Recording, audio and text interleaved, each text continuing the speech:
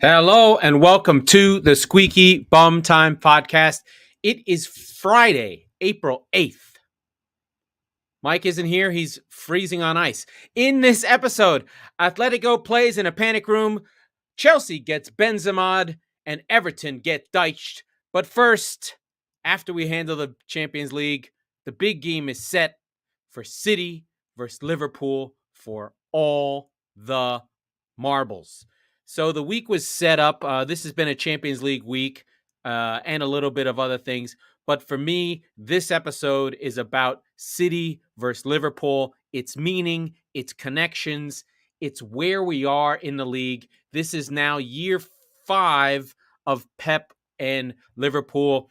City have won more of the championships. We have the back-to-back. We have the Centurions.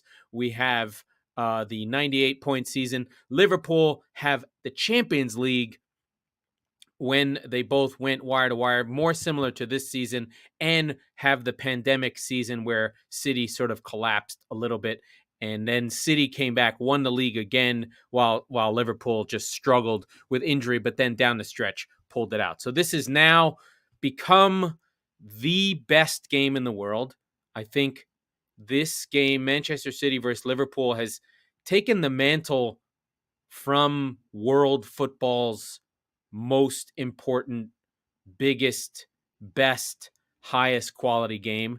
I think all through the mid 2000s, it was Messi and Ronaldo, Barca versus Real, which has its own history and didn't really need any extra. But now we have the two best managers in the world, with the two best teams in the world, with contrasting styles, but matching styles, if you will. Pep, the technocrat, the perfectionist, the you guys love me because you know I've thought of everything, versus Klopp, the man manager, the hugger, the yeller, the rock and roller, where Liverpool play a consistently effervescent, attacking, rock and roll, heavy metal football. Both want to accomplish the same goals of pressing you to death and attacking, playing high line, front foot football. For the years I've thought about it, it has been historically that Liverpool's 11 are better than City's best 11, but City had the better 11 through 15 or 11 through 18, definitely the 11 through 18. And now I think it's a bit more even. Liverpool, over the last 18 months to a year, have improved their depth a lot. They have phased out, in some sense, Jordan Henderson with Thiago. They have added to their attack with Jota and Diaz, pushing Firmino down in the pecking order, but they now have a strong five of Salah, Mane, Diaz, who came in January, Jota, and Firmino to give a change. They have more depth in the midfield with Thiago coming in, and then in defense, they have Konate, Matip, Van Dijk, Joe Gomez. The group is really, really strong. And I think for the first time, I think Liverpool is actually better than City. I never thought that, really. I knew at Anfield they were better, and I'm glad that City got their game out of the way early in the season at Anfield, because Liverpool weren't feeling as confident at the time. But now the two teams are evenly matched. This is going to be a big game, a massive game. City are missing their primary central defender who won Player of the Year last year in Ruben Diaz. So it'll be Stones and Laporte. Walker will be back, Cancelo, likely Gundogan, Rodri, De Bruyne, with Grealish, Foden, and Sterling up front. But it could be Foden, Mahrez, Bernardo. I got to think Bernardo will be in this game, playing up top, maybe Grealish to the wing, maybe Sterling won't play. Whatever the front three are, those will be flexing and changing. And with Liverpool, we know it's going to be Diaz, Mane, Salah, Maybe he'll bring back Bobby Firmino. We know Fabinho will be there. I wonder if Thiago will play. He's been so good for Liverpool, but he's not really the player you want in a brawl. He's more of a class player to play when teams are sitting in. I'm nervous. I'm petrified. This game means everything to me. I hurt and feel real pain when this game gets played. And when City win, it's a moment of relief. I don't take a lot of joy in winning. I never gloat about this game. I just hope to get through it. For City, a draw is fine. City have a 1-point lead. A draw just pushes everything out, and City can then have their own destiny in their hands. A loss is not the end of the world, but it means that if Liverpool don't lose, City can't win. So this is a really massive and huge game for the league. It is, and I recommend it if you don't watch football, this is the game to watch. Sunday, 8:30 Pacific, 11:30 on the East Coast. Just stop what you're doing. Find a friend, get in the room, and really watch this game, because there is not higher, there is not better, there is not better coached, there is not better funded. This is 2003 Yankees Red Sox. This is Manning versus Brady AFC Championship game. This is the best you can see. You cannot watch better football. I know Mike and I lamented that we didn't talk about the World Cup draw, and I just wanted to bring up the World Cup in general. The World Cup is not the best football. The best football in the world is played in the Premier League by the two best teams, usually whichever teams they are, and at the semi-final stage of the Champions League, this stage that we're going to talk about in a minute. But Liverpool City, drop everything. Pick a side. One is nouveau riche. I mean, this is all the classic hallmarks. One is nouveau riche, oil money, the new age. What is the United Arab Emirates going to do with its money? It's using its oil money to be in sports, but it is the best run team in the world. On the other side, you have Liverpool, royalty, the most historical of historical clubs. If the 90s and the 2000s were Manchester United's, the 70s and 80s were Liverpool's. So they racked up 17, and only in the end, I think they're still close on championships. So before Manchester United, think of Liverpool as Manchester United was, and they spent 30 years in the wilderness, just like Manchester United is right now. And they're now back to where they historically were. They have the most European championships in England with 6. And they are the royalty. They are the most legacy of legacy club. They come from a socialist background in the most radical city in terms of politics in the UK. Liverpool is its own place. Bill Shankly, who put Liverpool together in the 50s, would go on television and just say, I am a socialist. So this is the ethos of the club within Liverpool. It is a people's team. It lives and dies. It has the tragedy of both Heysel and the tragedy of Hillsborough, where 96, 97 fans died in a they didn't have to. And they lived on that, and that was their sort of moment, their nadir, if you will, in 1989. That was sort of the last moment of Liverpool, really. I mean, they had the Champions League in 2005, Istanbul, very important, very historical. They came back from 3 goals. And City, while City fans are kind of a big club in and of themselves, but a big club in the second largest city in the UK. So yes, City have fans. Yes, City have history, but they have history in the context of East Manchester, where if you're from Manchester, you know about them. But in terms of world history and football legacy and glory, City don't have glory yet. City don't have glory yet, and we've talked about it in the past. But these are the games that glory happens. These are the games that legends are formed. That if Phil Foden comes and wins this game, he becomes a legend. That if Kevin De Bruyne bosses this game in the midfield. He cements his legend and status as the best midfielder in the world. This is about legacy. These are big games. This is the new Clásico, the British Clásico. But let's go to Europe. First off, Champions League scores. We are in the quarterfinals of the Champions League, and you'll see the names come back up. In the first leg, Liverpool defeat Benfica. Pretty easy win. Konate with the header.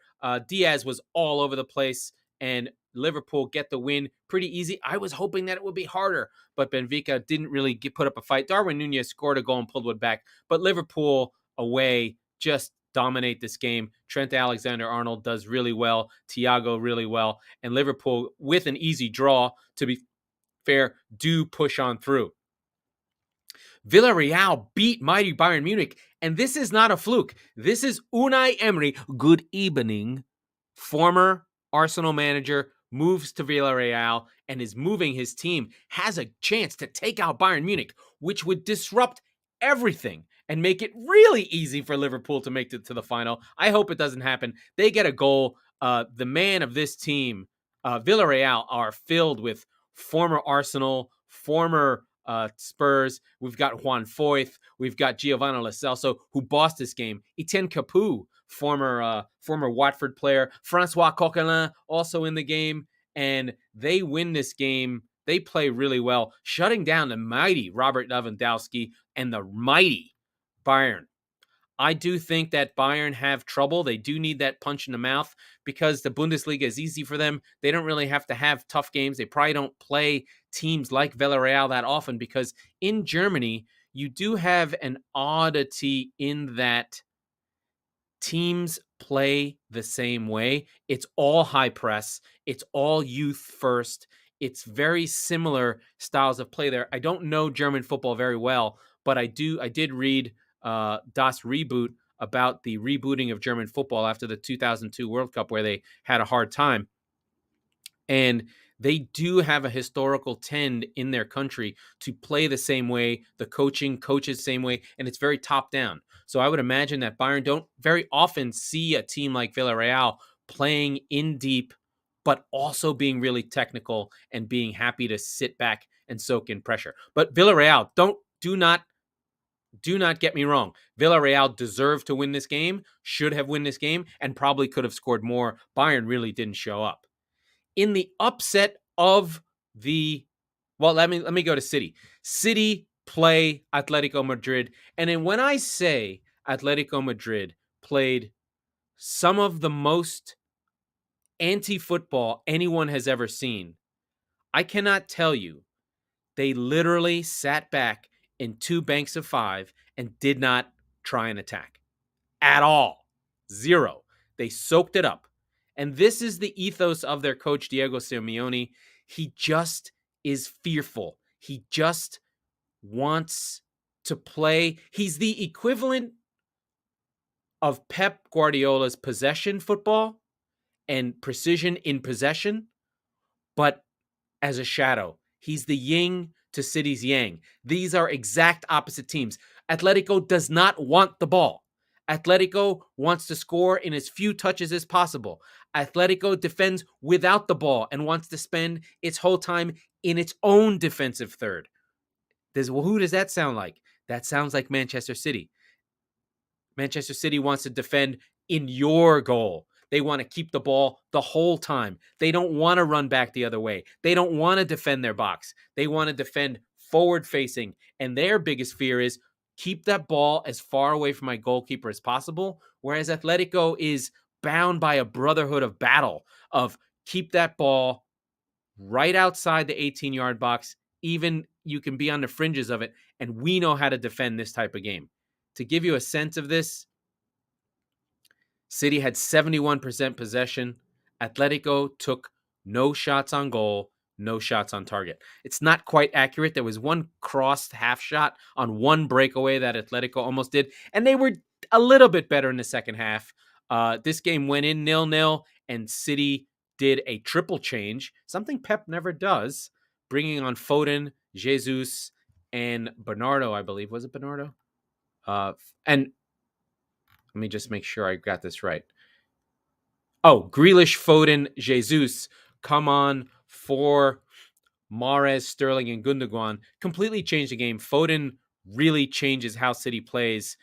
Instead of those two banks of five, Foden says, you know what? I know you're standing there. I'm going to go through you.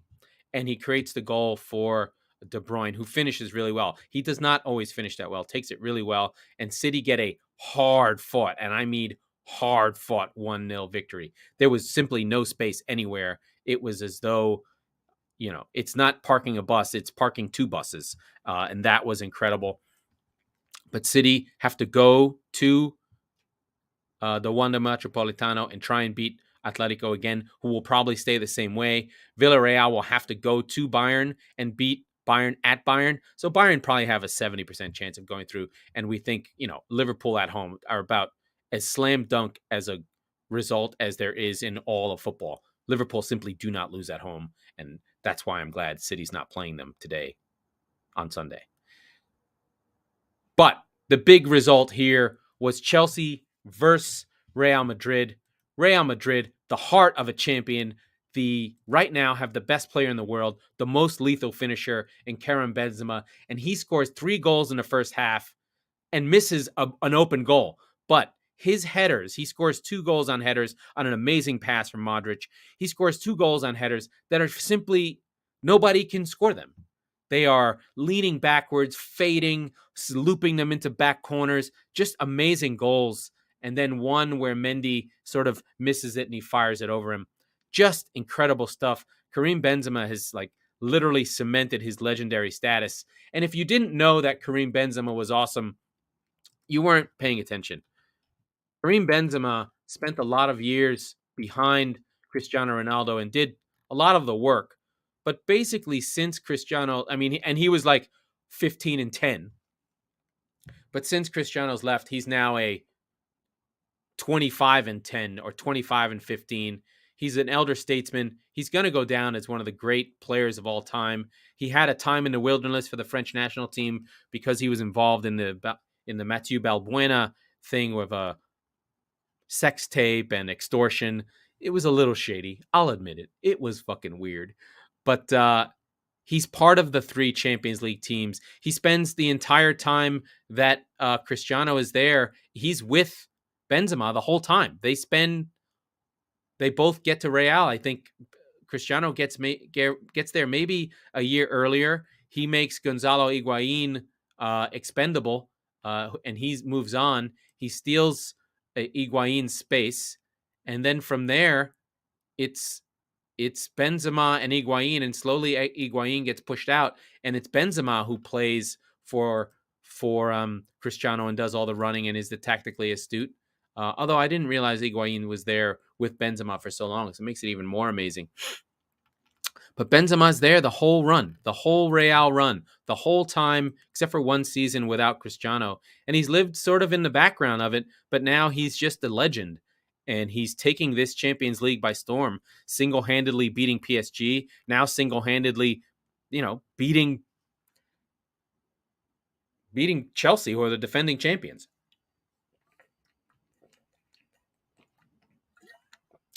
Chelsea have lost a little bit of their luster. The excuse might be that the sale and the Abramovich stuff is weighing on them, but I think it's more that they spent $100 million on Lukaku for games like this, and they thought that he was the change they needed because they were much more of a defensive team who would find ways to score goals, and they still are basically using the same team they used last year, but they're not as solid, and Conte isn't as magic, and Benzema was just fucking incredible. And listen, say what we will about Real Madrid, that they're not great, they're old. It's still Kroos, it's still Casemiro, it's still Modric, and it's still Benzema, and they're still incredible. It is like a boxing champion. If Liverpool are the royalty of Europe for England, Real Madrid are the royalty of Europe, not just for Spain, but for all of Europe. They are European football. They live for the Champions League. They are 13-time champions. No one's even close. Now, did they win the first 5? So maybe they're not, maybe they're more like 8-time champions. 8 times is still more than Liverpool, is still more than Inter, is still more than AC Milan. They live for European football. It runs through the club.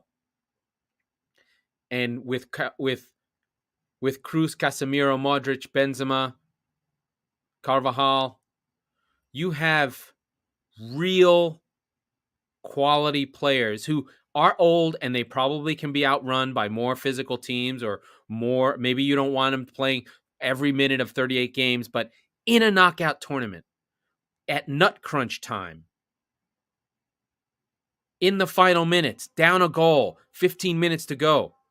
You don't want anyone in those games. You don't want anyone on the ball more than Modric. You don't want anyone in the box better than Benzema. And you don't want anyone other than Toni Kroos to make that long pass to build out from the back.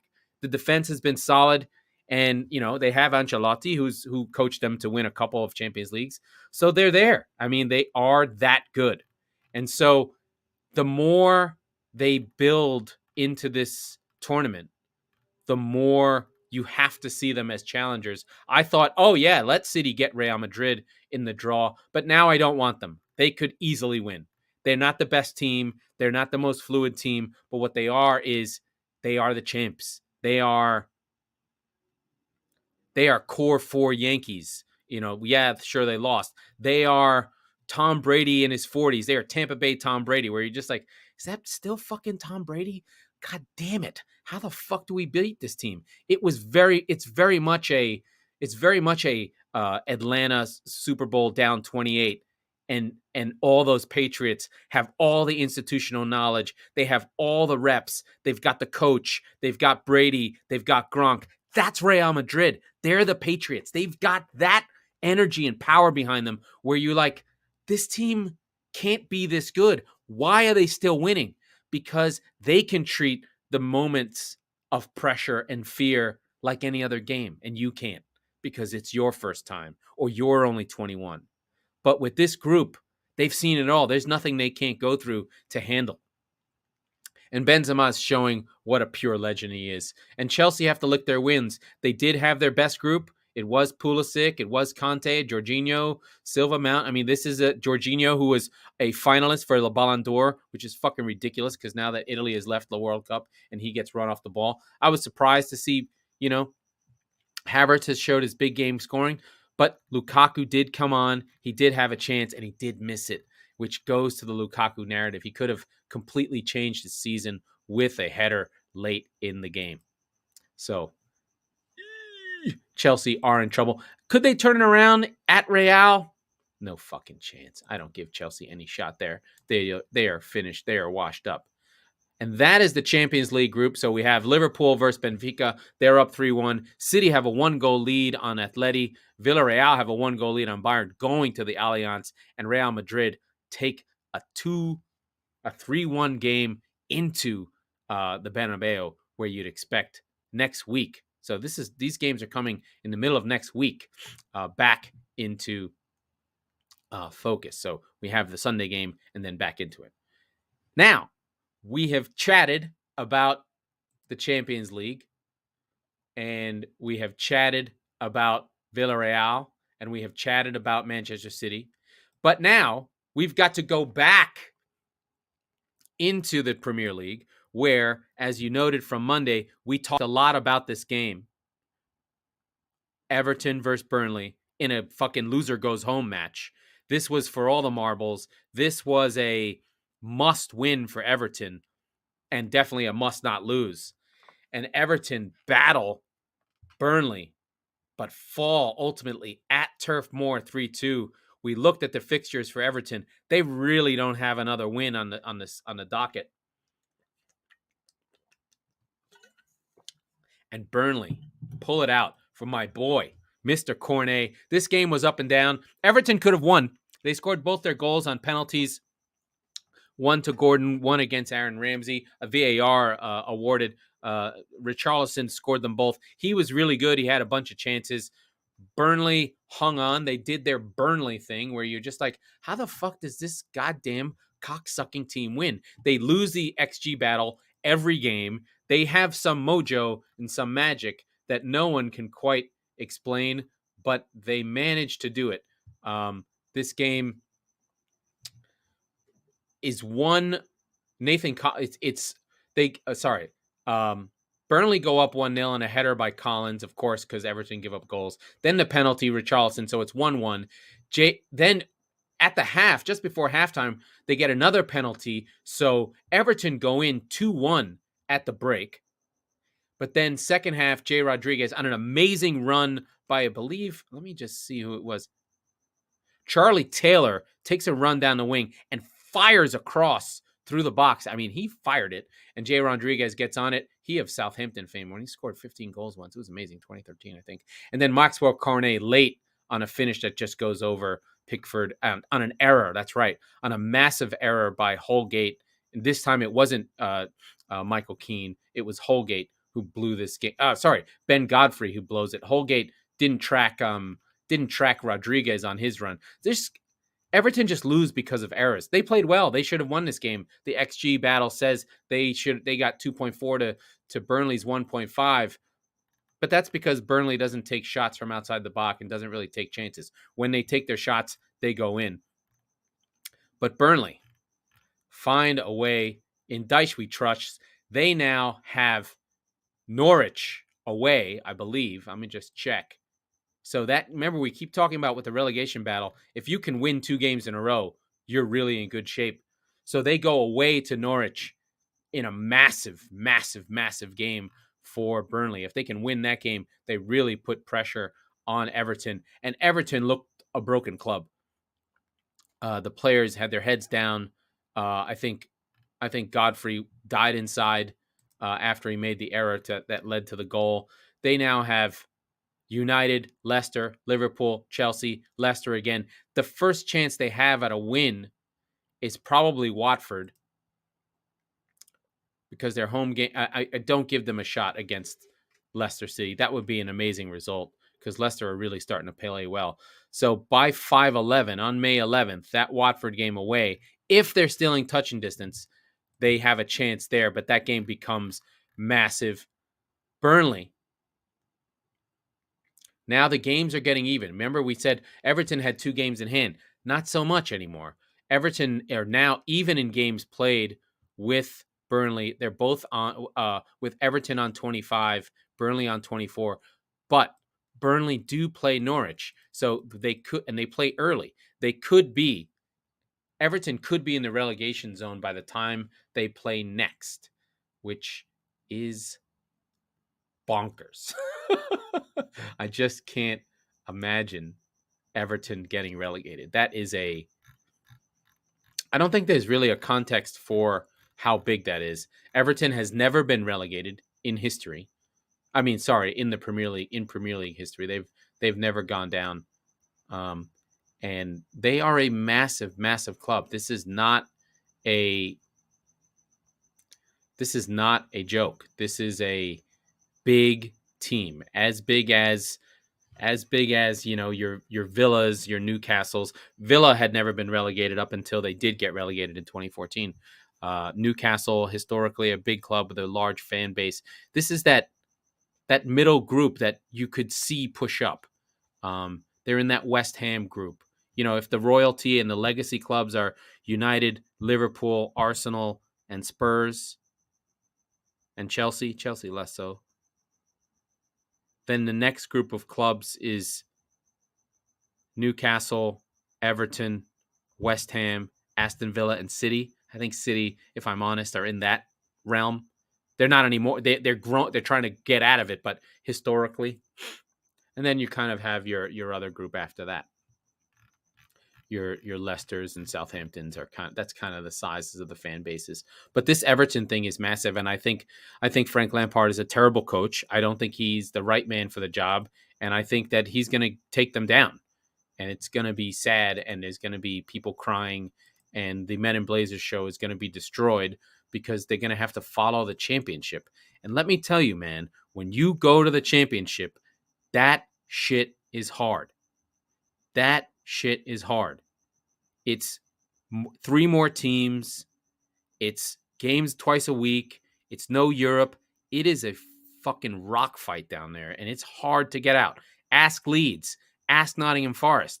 They've been in the wilderness for years. Ask Sunderland. They're gone. You vanish. You're lost.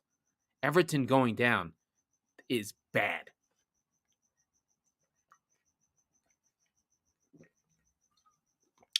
They may just need a couple draws and a win, and they'd be fine. But this Burnley game was really, really a catastrophe. Really, really bad. I do want to touch on the Europa League just because West Ham got a heroic draw against Lyon. Our friend Tanguy Ndombele bossed this game. I'm sure, the fact that there's all these ex-Spurs players kicking ass everywhere, is that an indictment on Spurs? I should ask Mike about that. That we've got Lo Celso with Villarreal and Foyth and Ndombele playing big European games for European clubs and Vertonghen at Benfica, while Spurs just are nowhere. It's very weird. I'm not going to make fun of them.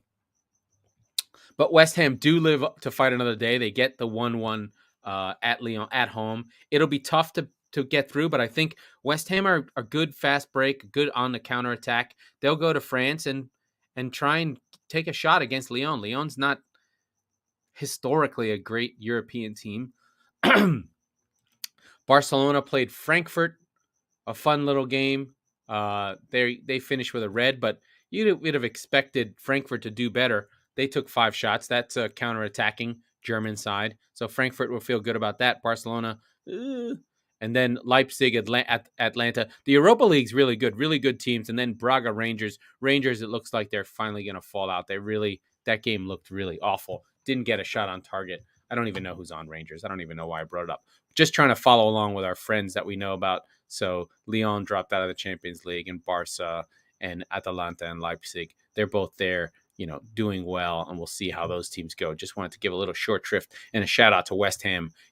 Seeing West Ham playing under the lights, under the European nights in the London Stadium, it means a lot. I think it's a really big deal. I think it's really cool. I think it's a powerful thing for West Ham to be there, and it really shows the respect I have for David Moyes. I mean, that team's really good, and I like what I'm seeing from them. So hopefully they can kick on, and these games mean more, and people will see that West Ham is not to be trifled with, and is a team that you can go to and have a fucking good time. So those are our games. That's what's happening. That's Europe. We talked City. We talked the big Liverpool game. We talked about Everton's potential collapse. We do have other news.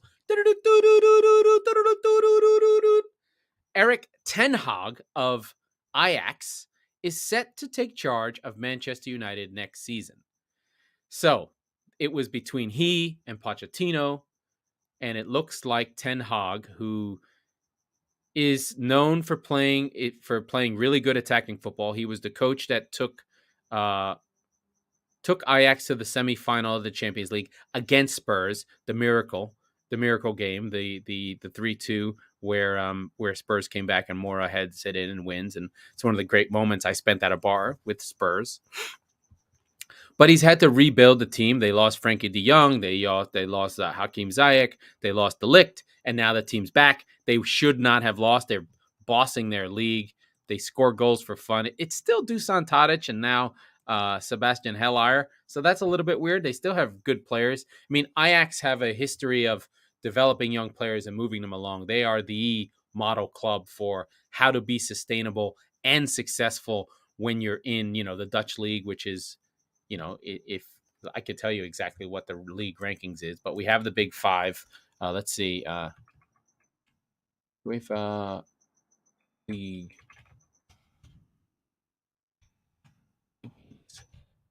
Let's see where Spain is.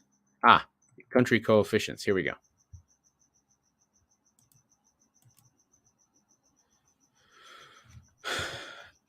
It's England, Spain, Italy, Germany, France, Portugal, then the Netherlands. So the Netherlands are the 7th ranked league in the world. We know about the big 5 of England, Spain, Italy, Germany, France, and then Portugal on the outside. And they do provide a lot of players to the other leagues. It's surprising that Scotland is 9th. It drops really fast after the big 5. It's Portugal, Netherlands, rounding out the top 10. It's Portugal, Netherlands, Austria, Scotland, and Russia. If you want to know how these are ranked, they are based on how the teams from that country do, how the teams from that country do in European competitions.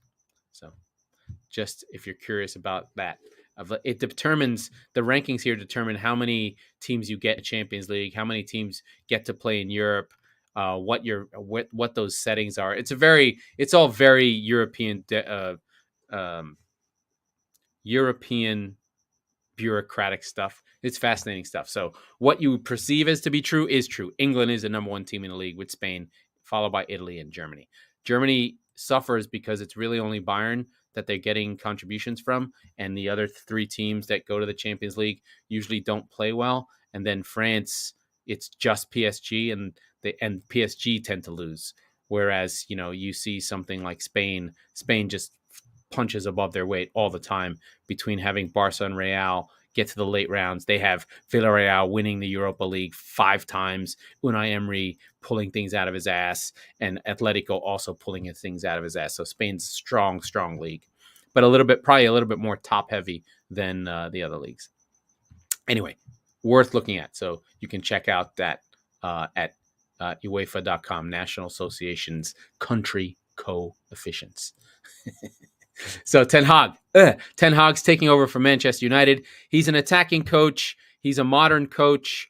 I think he's going to find, unless he's special, unless he has some special sort of way through, I don't see how he's a stronger personality than Jose Mourinho or Van Gaal. I think that that United have a team that's kind of uncoachable and a culture that's rotten.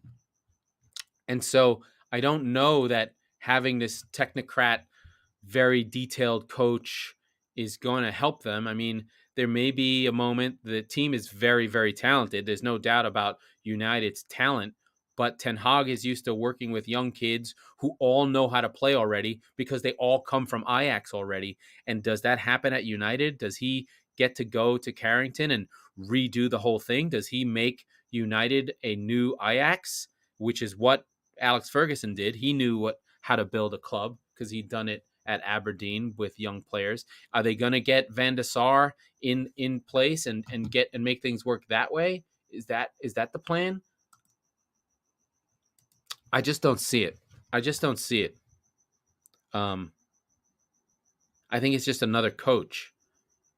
I just don't see how this guy is as special as anything else. I think Pochettino was a better choice, not for tactics, but because of the personality. I think Pochettino had a control and a leadership quality that was more Kloppian than Ten Hag, who's more in the Tuchel. There's the Tuchel, Guardiola, Rafa Benitez types who are not warm and fuzzy, very detailed, very technocratic. And then you have the Klopp, Ancelotti group, or rah kind of this group over here, that kind of have a different feel of coach, where they're more players coaches. They're more playing on or Simione, Klopp, Simione side of things. And I wonder, and I think United need more of the personality and mentality building versus the technocrat. They don't seem to respond to that because that's what Rangnick is. And they're kind of just like, eh. And they did respond to Ollie at first, but Ollie couldn't coach at all. So they need some kind of like good feeling side, but also some tactical nous who can figure out how to make this thing work. and not feel married to his ideas, but more see what United has and play to their strengths. United seemed to be in their best space when they just handed the keys to Fernandes and let all the young forwards run off him. But it seemed that the Cristiano move really slowed them down and messed them up. Anyway, let us go through the rest of the schedule because the Premier League is still going. City, like we talked about a few weeks ago, are still in their gauntlet. They played Atletico, they played Liverpool this season in the league, and then Atletico again, and then Liverpool again in the FA Cup. But your weekend looks like this. Friday, Newcastle play Wolves, neither playing for much. Everton, big game, the early game on Saturday. Everton will know how much damage they're in. They're at home against Manchester United. That weirdly could be a game they get something from if they can pick themselves off the mat.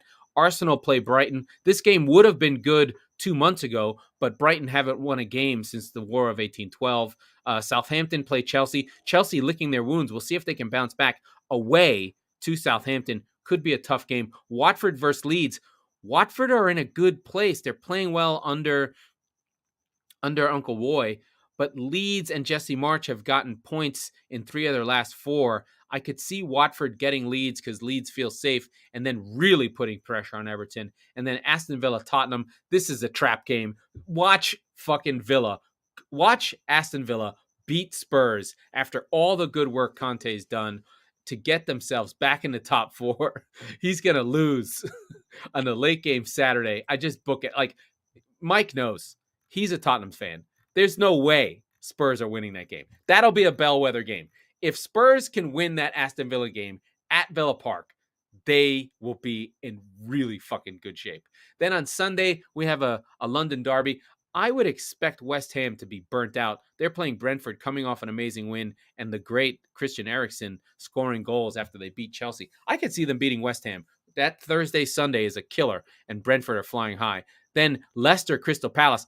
That should be a good one. I could see Crystal Palace winning this, but Leicester have been playing well. And then the one we talked about, Burnley trying for 2 wins in a row. If they get this second win, they really put pressure on Everton.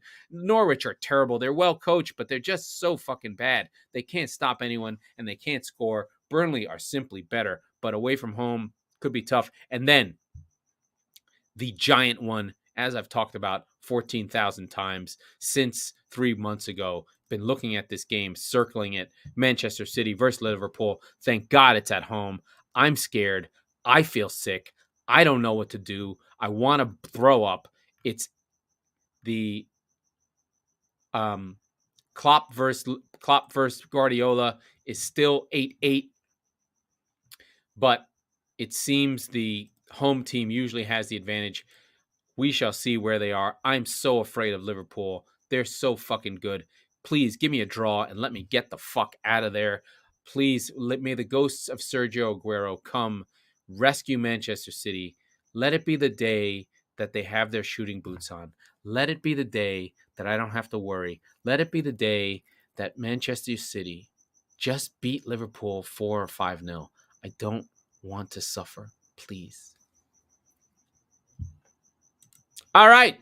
That was the Squeaky Bum Time Podcast with not Mike Salerno and Laurent Cortines. We are the football wing of the Chop Sports Network. We record on Tuesdays and Fridays, so be sure to subscribe wherever you get your podcast so you never miss an episode. And if you're listening on Apple, please rate and review the show because it really helps. And we don't get enough reviews. We work hard. Give us a